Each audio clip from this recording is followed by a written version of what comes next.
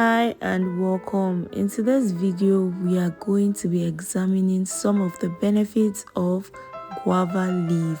It is no news that a lot of people do enjoy the fruit, guava. However, the leaves are equally as important. So let's go. As a child, a lot of things drew me closer to a guava tree, and you would think it was love at first sight. Yes, it was, but not with the tree, because it was quite easy to climb guava trees. However, for others, it was somewhat tasking.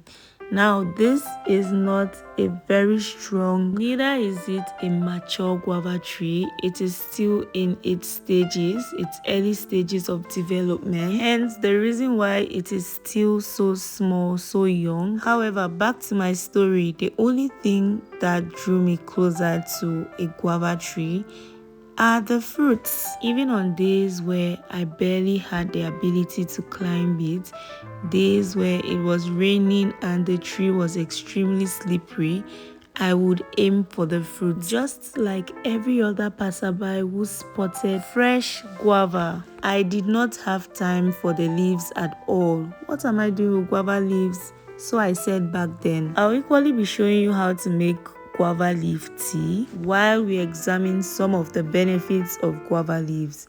However, a quick disclaimer, please do well to consult your doctor before you proceed to consume guava leaves. In as much as these leaves tend to show promising, it does not or should not cancel medical advice. In situations where you suffer from underlying conditions or other conditions, do well to consult your doctor, as these leaves do have potential side effects as well. In traditional medicine, these leaves are said to help reduce the intensity of menstrual pain. In due time, I learned to transfer my love from the fruit to the leaves. However, it was not in the liquid form. We had to chew the leaves. Our mothers will often say, "Go cut guava leaf for day chew am no." Please consult your doctor as situations may differ.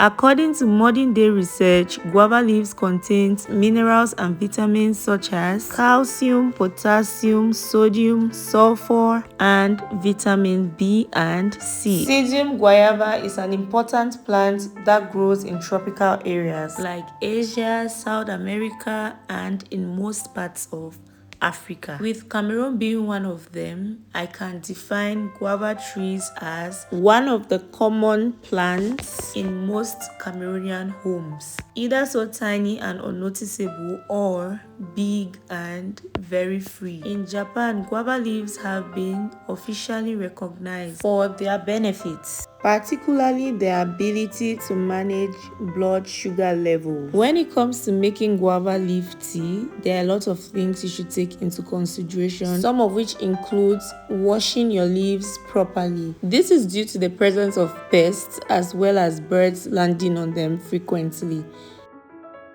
Most times, some of these pests will include even ants. So you might actually get guava leaves to make guava leaf tea and you find a lot of ants on them. So when washing, make sure to wash properly.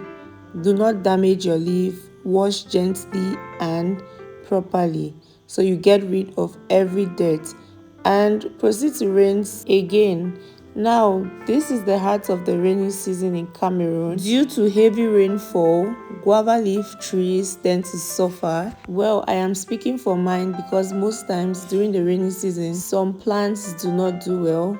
Others cannot survive the rain, such as lemongrass. There are some other plants which are so strong, yet they tend to suffer from spotting. Some mature trees and mature plants can survive. However, not all plants can. Just proceed to rinse your guava leaves. Thereafter, get a pot and transfer to a pot. When it comes to adding water to it, it depends on the quantity of tea you want out of it. So whichever quantity or number of cups you go in with, that's perfectly okay. I speak of cups of water. In other cases, people tend to mash their guava leaves and use the extracts instead. When it comes to drying guava leaves for exportation, make sure to wash it first before air drying. Most times it is preferable you air dry and not sun dry. A video on that will be coming up and I will definitely share with you guys.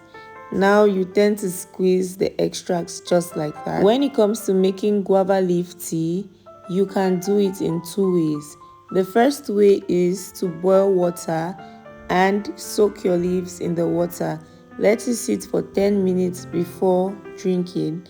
The second way is to actually boil your leaves in water on your gas stove. Now when it comes to consuming dried guava leaf tea, you can just boil water and then add your dried leaves to it, sift and proceed to enjoy. Guava leaves have a certain kind of smell. It actually does have the herb kind of smell, and guava fruit smells just like it. Now you're going to let it cool and then you're going to proceed to transfer to a glass or your teacup. Now this is the color of guava leaf tea and it is aromatic. It is equally slightly bitter. It can be consumed as tea for the weather, and also it can be sweetened with honey. You can serve either when cold or hot. Please do not forget to consult your doctor. In modern day, guava leaves are not only just sold, they are equally processed into supplements. To sweeten, you do not only need honey, you can sweeten with dates. Add some guava leaf to your teacup and then proceed to add some honey. Stir properly and that is it. As for the leaves, when done, you can discard it. In our next video, I'll be showing you how to dry guava leaves for exportation and many more with regards to the benefits of the fruits and how to make guava juice. Thank you so much for watching and I'll see you in my next video.